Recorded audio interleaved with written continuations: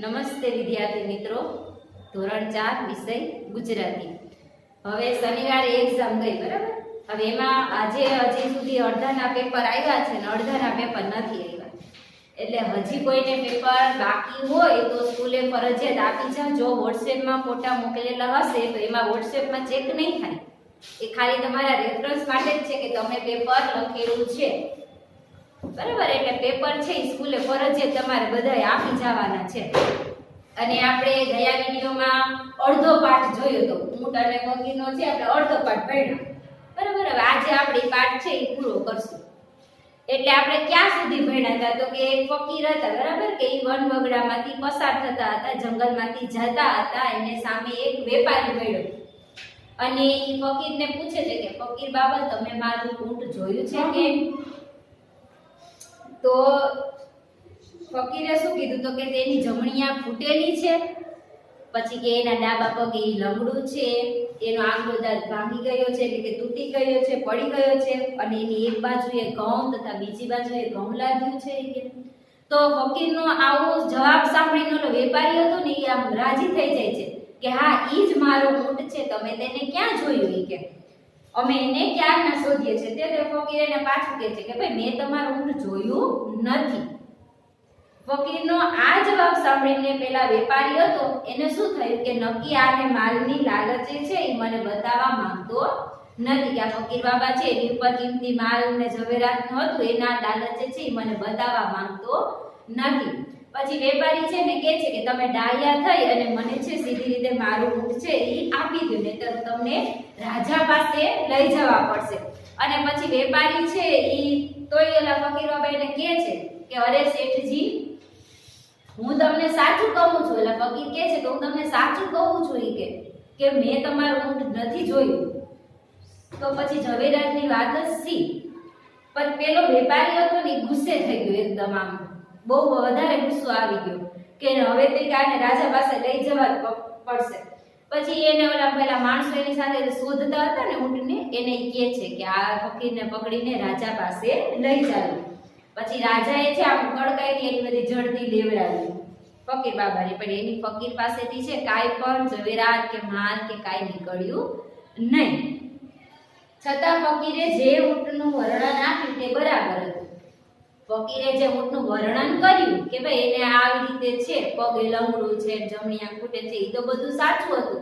તો રાજા કહે છે કે આવી વાત તો માનવામાં કેમ આવે ઈ કે નક્કી કે આને ઈ કે ક્યાંક સંતાડી દીધું હશે ઊંટને ઈ કે. અને રાજાએ છે એને કડક સજા કરવાનો હુકમ કર્યો. હવે આપણે છે ત્યાં સુધી આપણે ગયા વિડીયોમાં જોયું. હવે એના પછી શું આવ્યું તો કે રાજાનો હુકમ સાંભળી ફકીર બોલ્યા. રાજાનો હુકમ સાંભળીને ફકીર બોલ્યા કે રાજાજી રહેમ કરીને પહેલા મારી વાત સાંભળો, એટલે કે દયા કરીને મારી વાત પહેલા છે તમે સાંભળો. ખરેખર મેં ઊંટ જોયું નથી, કે મેં ખરેખર ઊંટ નથી જોયું, કે હું સાચું કહું છું કે મારી પર દયા કરો. વાત એમ છે કે પછી ફકીર છે એ આખી વાત કરે છે કે હું વનવગડામાં કેટલાય વર્ષથી રહું છું અને મને બધું અવલોકન કરીને જોવાની ટેવ છે. આજે સવારે જ્યારે હું વગડામાં જતો હતો ત્યારે મેં જમીન ઉપર ઊંટના પગલા જોયા, પરંતુ તેની સાથે માણસના પગલા ન હતા. તે ઉપરથી મેં માન્યું કે તે તેના માલિક પાસેથી છૂટું પડેલું ગયેલું હોવું જોઈએ. ફકીરે આખી વાત છે ડિટેલમાં કહી દીધી કે ભાઈ હું છે એ વન વગડામાં છે હું કેટલાય વર્ષથી રહું છું, કે હું આ વન વગડો છે જંગલમાં કેટલાય વર્ષથી રહું છું. અને આજે સવારે હું ત્યાંથી પસાર થતો હતો એટલે હું જાતો હતો ત્યારે મેં જમીન ઉપર ઊંટના પગલા જોયા, કે હું જાતો હતો ત્યારે મેં ઊંટના પગલા જોયા. અને કે મને છે બધું ઝીણવટથી જોવાની ટેવ છે, ઝીણવટ ભરી નજરે આમ જોવાની ટેવ છે. એટલે હું જાતો હતો તો મેં ઊંટના પગલા જોયા. ડાબી બાજુ છે બરાબર એને ઊંટના પગલા જોયા, પણ તેની સાથે માણસના પગલા નહોતા. ઊંટના પગલા હતા કે એની બાજુમાં છે એના માણસના પગલા નહોતા. એટલે કે મને એવું લાગ્યું કે મેં એવું માન્યું કે આ ઊંટ છે એના માલિકથી છૂટું પડેલું પડી ગયું હોવું જોઈએ. પગલાના માર્ગની એક જ બાજુમાં ઝાડના પાંદડા કંદેલા હતા. એટલે પગલા હતા ઊંટના પગલા એની ઈ જ બાજુએ છે એ ઝાડના પાંદડા છે એ કટેલા હતા. હવે જંગલ હોય તો ત્યાં બે બાજુ વૃક્ષો જ હોય, બરાબર. તો એમાં એક જ બાજુના જે પાંદડા છે એ કટેલા હતા. એ કે તો એ કે મને એવું લાગ્યું કે ઊંટ છે એ એક આંખે કાણું હોવું જોઈએ, એટલે કે એક આંખ છે એની ફૂટી ગયેલી હોવી જોઈએ.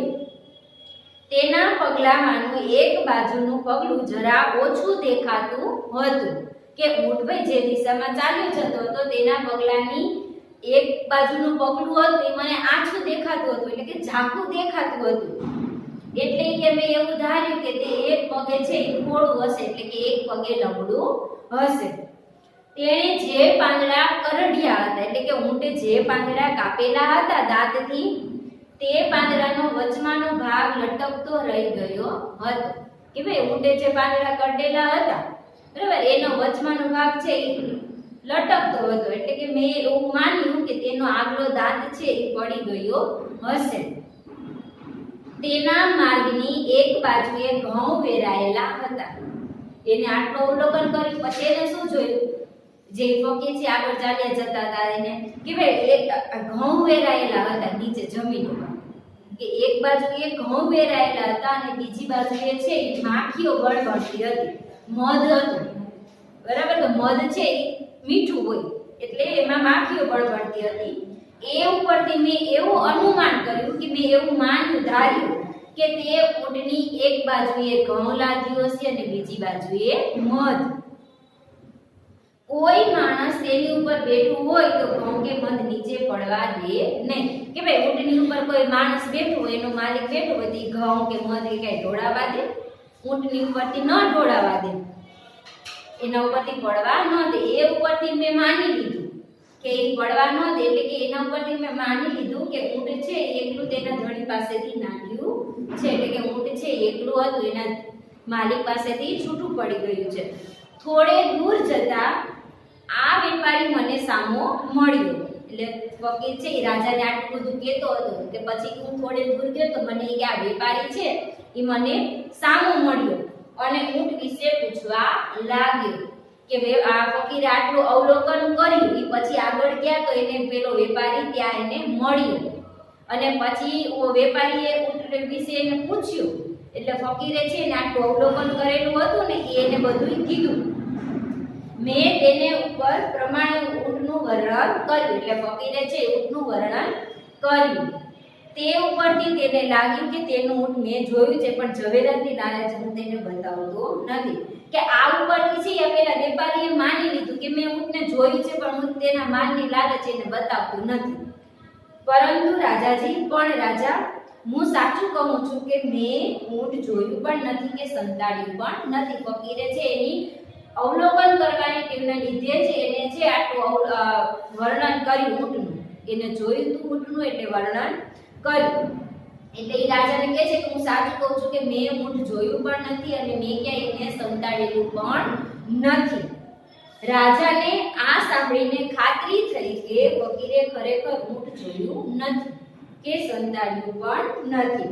રાજાને છે ફકીરની આખી વાત છે એને સાંભળી એટલે એને એવું ખાતરી થઈ ગઈ કે હવે આ ફકીર છે એ સાચું બોલે છે કે એને ક્યાંય ઊંટ જોયું પણ નથી અને એને છે આ ઊંટને સંતાડેલું પણ નથી. પેલા વેપારીનું ઊંટ એને સંતાડેલું પણ નથી.